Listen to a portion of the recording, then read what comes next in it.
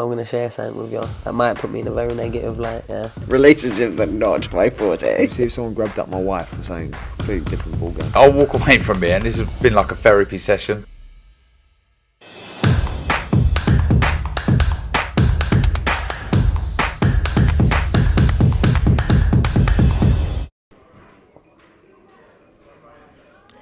This is Joe Pugh for IFL TV, proudly sponsored by Everlast, who was just talking about that off camera, joined by Frank Smith here. It's fight week, the first one back in the UK. Lee Wood versus Mauricio Lara. What a great way to start. Unbelievable. It's been a great fight week. I just said unbelievable. Everyone says I say that all the time, and I said it. The first thing I said was that. Great way to start the year. Massive fight. You know, it was supposed to happen back in September. Unfortunately, Lee got injured, but you know, he wanted the toughest test, and Mauricio Lara has come. You know, he's come to win. This is his opportunity to win the world title, and looking forward to a great fight on Saturday night. Yourselves, everyone in boxing has kind of known this is a 50-50 fight, but a lot of people, the bookies, the fans, make Lara a very strong favourite. Do you agree with that? Look, I think, you know, it's a very tough fight. I think it's quite the odds are quite wild, really, to think Lee Wood's the champion. We've all seen what he can do, the power he holds as well.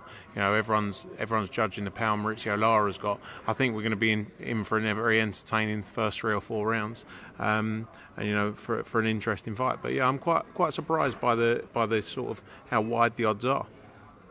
Just coming off the back of New York straight into Nottingham. Building this year, it's been a slow start, but now is it just a case of gaining momentum show after show now? Yeah, look, the focus for us, January is always a hard month, you know, hard month with fighters actually wanting to train over Christmas, and also selling tickets, people, you know, the financial position of people early in the year. You know, our focus was to sort of push on from February onwards, and you see the schedule we've got. I think it's unrivaled in the sport globally. We had a great show in New York, as you say, you know, great win from Amanda Serrano, Alicia Baumgardner becoming undisputed, Richardson Hitchens with a great performance, Ramla Ali, Sky Nicholson as well with 2 good wins. So it was a great start to the year for us. Huge show in Nottingham this week, you know, with Mauricio Lara and Lee Wood headlining. You've got Dalton Smith obviously defending his British title against Billy Allington. You've got Gary Cully's back out. You've got Chev Clark's out as well. You know, Gamal Yafai in a very tough fight. Junaid Boston, Kieran Conway's back. Aaron Bowen making his professional debut. So, you know, it's a stacked card from top to bottom. So, looking forward to a big night. And as I say, a busy schedule now running all the way through to the summer.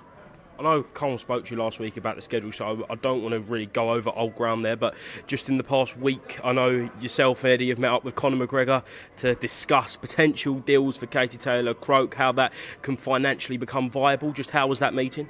Good. I had some good proper 12 whiskey, some apple proper 12 whiskey. It was quite nice, to be honest. You know, it was a good meeting. Obviously, the focus for us is ensuring Katie Taylor's next fight, and as we've announced, is in Dublin on May the 20th. You know, obviously, Croke Park was something we were all working very hard to. I think, you know, it's very likely that 3 Arena is where this one falls. But you know, it was good to have that discussion with Conor and meet him and his team. And you know, he wants to support Katie Taylor. Katie, obviously, mad to think this will be a professional debut in Ireland, but he wants to support the event, which is great to see. So let's see how things play out, but all set for May 20th in Dublin. Is it likely that we see Gary Cully versus Maxi Hughes on the undercard of that one? I think you'll definitely see Gary Cully on the undercard of that. I don't think it'll be Maxi Hughes, but it'll be a real, you know, a good step up fight for him. He's obviously got a tough fight tomorrow night here in Nottingham, but you know, he wants to move very quickly, so you'll see him back out there and against an opponent that will be announced soon. Was there an offer made to Maxi Hughes for that fight? Yeah, you know, it's been quite open. It's a fight we wanted to make, was the Maxi Hughes fight, but you know, I think it's looking unlikely at the minute, I think. Another big announcement this week, Edgar Berlanga announced to be part of the Matchroom stable. Just a very, very exciting young prospect, stateside, obviously Puerto Rican descent, that could be a big ticket seller and a big, big name for the platform. Yeah, look, great signing for us in DAZN. He's someone we've had our eyes on for a long time. Well, and ever since he was released from Top Rank, a lot of people were looking for his signature. So it's great to get him, you know, to get him signed up. It's an important time for our US business. We're really focusing on the growth of the US business as well. We've delivered some great shows, but we believe he's a true star. You know, he's built such a huge following himself. Done great ticket sales. You know, I think he sold out the Garden in his last 2 fights in the theatre, and you know we want to keep building on that, and we feel he's got huge opportunity. And news soon on his first fight with us, which will be around early summer. So a lot's been mentioned about his name with Canelo. That's clearly not going to happen next. It's probably not going to happen for at least the next 18 months. But progression-wise, what sort of level is he going to start at Matchroom? Look, he needs good tests and good names as well. You know, we need to keep building his profile, and he needs good wins. You know, Canelo is definitely that was a big part of it. You know, we've had a great relationship with Canelo and the team, and I think that's a natural fight. That's a huge fight. I think Bob Arum even said it a year or so ago that that's a huge fight to be made. So it's definitely something that he's interested in, and definitely something that we're working towards. But you know, first things first, get him out there, and he needs a real good, strong win, another headline show on DAZN, and then work from there. You mentioned Canelo. Is there any news on a confirmation of the John Ryder fight? Still ongoing. A few details still going through, but you know that's the fight everyone's focused on. You know, great to deliver that fight for John Ryder as well, who's worked so hard. You know, you think of how long he's been around the sport and the fights he's been in over the years, like the Billy Joe Saunders fight, what was 8 years ago when he fought him. So, you know, that's all getting there. Hopefully have some news soon. So should be good. Have you looked at any other potential names other than John Ryder for Canelo? John Ryder's the focus. He's obviously WBO mandatory for Canelo's belt, by beating Zach Parker. So that's the focus for him. That's the name, Canelo wants. So that's what we're planning for. From the big names that you've got to someone that's just announced that he's a free agent now, Deontay Wilder, have you had any discussions with him at all about potentially putting on a fight, maybe a contract? I know it's very early, but surely you'd love to get his name signed too. Every promoter in the world would want to work with Deontay Wilder. He's a great character, done great things for the sport, and he's still got a lot left to give. You know, there's some huge fights to be made in the heavyweight division with him. So, you know, I'm sure us, alongside every other promoter, will be very interested in talking to Deontay Wilder. So let's see. I saw that post he put out earlier. It'll be interesting to see what he does. But he's in a great position. You know, heavyweight boxing, as always, can deliver the biggest nights. He's got a huge profile, and I think, like I say, every platform, every promoter around the world would be interested in working with him. Have you had any discussions with him as of yet, though? Have I had any discussions? No. Matchroom? No. Okay, we'll move on then from that one. Sticking with the heavyweight division, Coogan done a sit down with Eddie Earn where he kind of put his foot in it quite a bit, as I'm sure you see, that he would make and you would make the Tyson Fury versus Anthony Joshua fight. Now, realistically, was that the right thing to say? Who said that? Eddie. I'm sure he would. I mean, look, AJ's fully focused on April 1st. He's got that fight against Jermaine Franklin. It's not a walk in the park. Jermaine Franklin's a very tough fighter, but we feel that AJ's going to be have a great camp, and you'll see a big performance back in the ring from him. It's a fight. AJ's interested in all the big fights. It has to make sense. It has to make commercial sense. But that's definitely something that we'd look at. I saw Tyson Fury come out and say he's not interested in talking about AJ. So I think we just have to park it. Both fighters focus on what they're doing. I know the talks are ongoing for USYK against Fury. So let's see what happens. I spoke to Eddie today, and I know you're involved a lot on the event side and speaking to the rest of all the other countries that you do put events on all around the globe. And he said that the reason that Saudi isn't putting the money up for USYK versus Fury is because Anthony Joshua's name isn't involved in that fight. Do you believe that's the case? I believe commercially, and people, USYK against Fury probably isn't as big a fight as they are putting the price tag on it in terms of team. Because I believe USYK agreed to the deal. I think it was out there. I don't know whether it was Bob Arum or Frank Warren said that USYK agreed to the deal. Tyson Fury asked for an amount of money or was doing his deal separately. And I think, look, it has to make sense. And maybe those numbers just didn't stack up. I don't know. But, I believe if AJ was involved, we've delivered multiple events with AJ, as you know, in Saudi Arabia. when all parties want to get a deal done, it gets done. I personally think it's going to be a struggle to make that fight now at Wembley, off the back of what Usyk would have been offered or accepted for that fight. But, good luck to him. Everyone wants to see the undisputed fight. So, hopefully it can be made. I'm sure there's still a lot of hurdles to overcome, though, because it's hard to get to the value of what their expectations would now be off the back of what they would have been discussing in Saudi. From a commercial and financial point of view, is Usyk versus Fury, the undisputed fight, bigger than the rematch between Joshua and Usyk that took place last year? No, I don't believe so. I don't. People have their opinions. I believe AJ in any of those fights, AJ against Usyk, AJ against Fury, is bigger than Usyk Fury and that fight. I think the belts are very important on a number of levels. Obviously to a fighter to become undisputed, that's their dream. But I think sometimes the commercial sort of star power overtakes that. And I think AJ against one of those names is always going to be bigger than the two of them together. And I just think, and again, people will question it, I just think AJ is still commercially the biggest draw in heavyweight boxing. Do you think that changes if he did lose on April the 1st, though? Look, I think a loss does change value in some way, but at the same time, people are always intrigued in. There's so much pressure around the keeping the O now, and you only have to look at UFC and what they've done. It just comes back to delivering the biggest fights. I still think if this person loses here, like Fury loses here against Usyk, but then Fury fights AJ, massive fight, it's still bigger than Fury Usyk, for example. Or I think AJ against Wilder is bigger than Fury Usyk, in my opinion. Do you think, obviously, you got Joe Joyce as well. Eddie said this week as well that fight with AJ could never have been made for April, just between a broadcaster's point of view. Do you agree with that? Yeah, I mean, look, Joe Joyce is obviously exclusive with BT and Queensbury.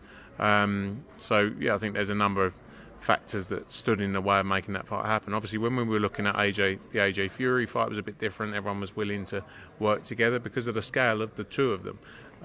But, I think everyone's got to focus now on what they got ahead of them. AJ's got Jermaine Franklin on April 1st, and Usyk Fury, hopefully it takes place, early end of April. I think it's getting quite close, though, to get a fight of that scale over the line for the end of April, in my opinion. It's supposed to be one of the biggest fights in the sport, the heavyweight undisputed championship.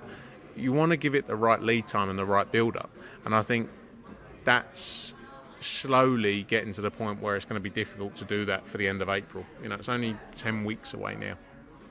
Do you see the point in that some people are making about Tyson Fury when it comes to the Anthony Joshua fight potentially happening in late last year? He kept on mentioning deadlines for Joshua, deadlines if you don't sign by today. He hasn't done that for Alexander Usyk at all, has he?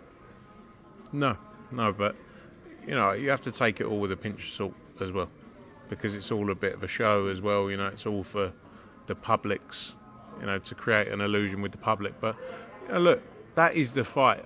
That's the fight. They can all talk and say if he doesn't do this, then he's going to do something else. I believe they all want to make the undisputed fight.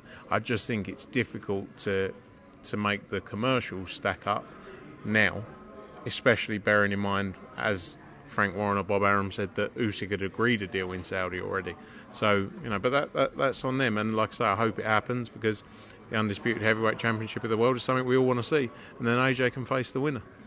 Moving on, Frank, I've got to ask you about it. The Robert Smith interview with Simon Jordan and Spencer Oliver for Talk Sport this week.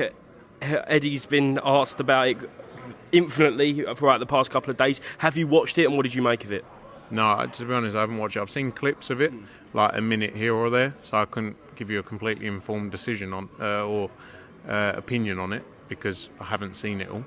I saw the part where he questioned Robert about why it took so long, and I think Eddie responded to that as well. The decision was in the British Boxing Board of Control's hands.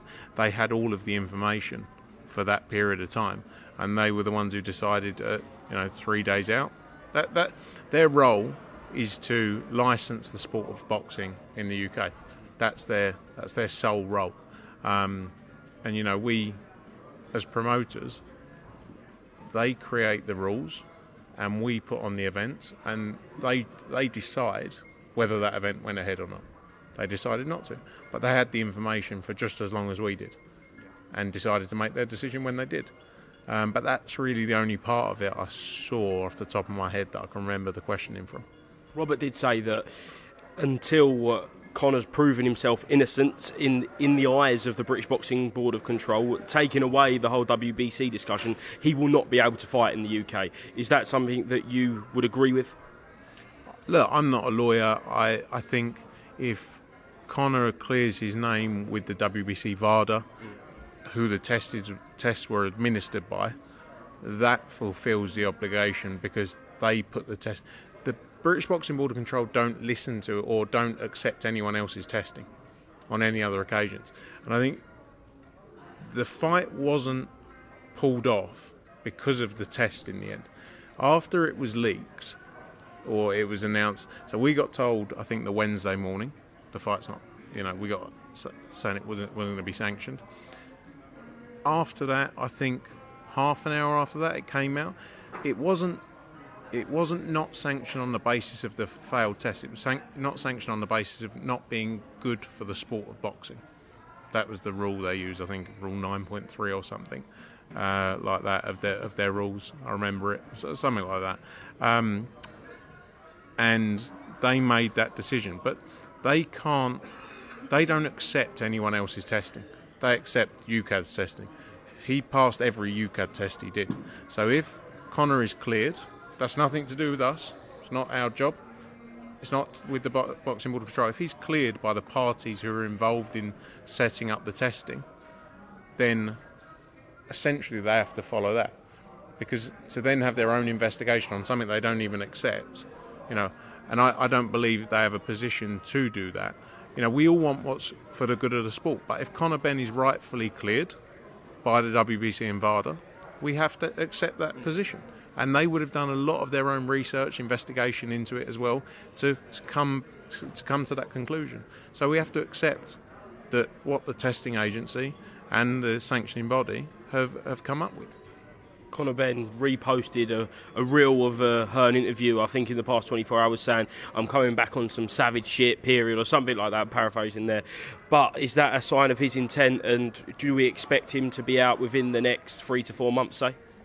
Look, Conor Benn has been training the whole way through. His focus has been clearing his name. He's ready to go. He wants to get back in the ring.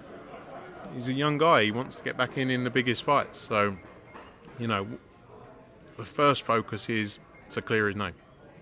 That's point one. And I think I've said it before. He could have fought a week after somewhere else. If that's what he wanted to do. He could have fought a week after, he could have fought a day after, he could have fought a month after, somewhere else in the world. Maybe not with the British Boxing Board of Control, but if that's what he wanted to do. His focus was always to clear his name. But he's going through the hardest period I think he'll ever face in his life, and people will never understand what he's been through, and that continues to be his focus. But he wants to get back to doing what he does, which is boxing. So, hopefully very soon this will all be settled. Last one, Frank. We know Dalton Smith's making his second British title defence against Billy Allington on Saturday night. If he comes through that, could we see an announcement on Saturday night for a potential Sheffield show on April 29th, I believe, is it? That's the plan. Excellent. Thank you very much, Frank Smith, for talking to IFL TV. Hopefully we see a fantastic fight as billed tomorrow night in Leeward versus Mauricio Lara. Anything you'd like to mention? Looking forward to it. Tune in, live on DAZN as always. Don't miss it. Cheers, Frank.